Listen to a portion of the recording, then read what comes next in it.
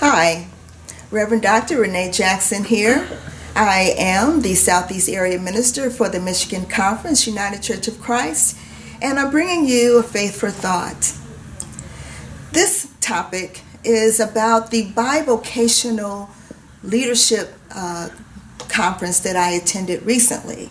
It was held in St. Simon's Island in Georgia at the Epworth Retreat Center that is run by our brothers and sisters of the United Methodist Church. One of the things that I wanted to share about that conference was that I am a bivocational minister, as are many of you. And what that means is that I have two areas of vocation that I am following simultaneously. For some of us, it means that we are being parents and we are working in another role outside of our homes. So for some of us, it means that we are ministers and we are parents, and we are ministers in more than one setting, or we are ministers and have a secular job as well.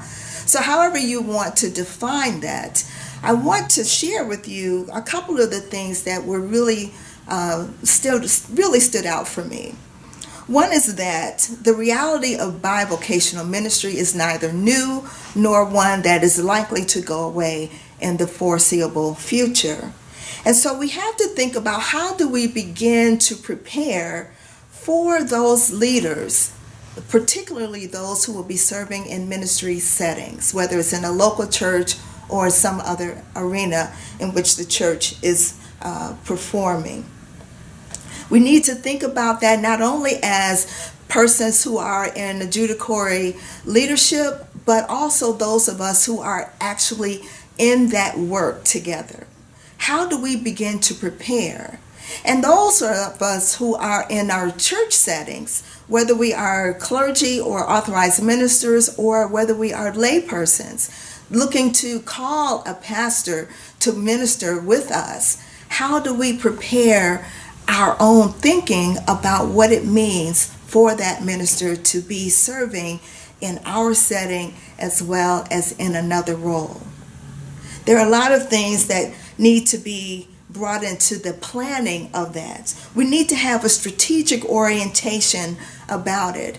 And sometimes that will incorporate having a paradigm shift in our thinking about bivocational ministry. What is it, for example, that we think a minister, the pastor, is supposed to do, and what are the things that we understand that the laypersons in the church are supposed to do? How do we balance that so that we don't expect a part-time minister to perform in a full-time basis? Where do we need to make some adjustments in our own thinking?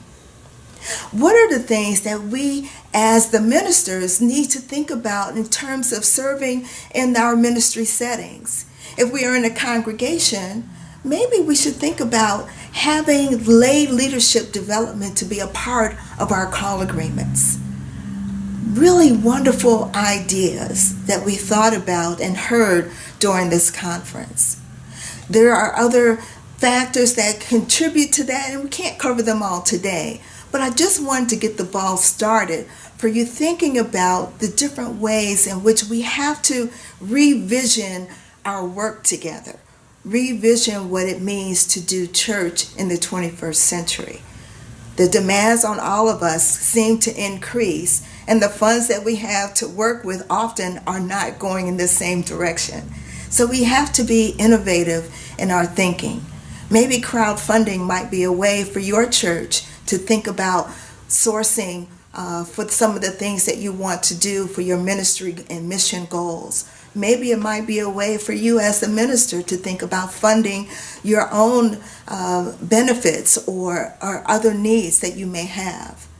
I invite you to engage in serious conversation and reflection about what it means to be involved in bivocational ministry, whether you are a minister or one who is serving with an authorized minister in your setting. Just some food for thought for you. and for me. Thank you for sharing. Bye now.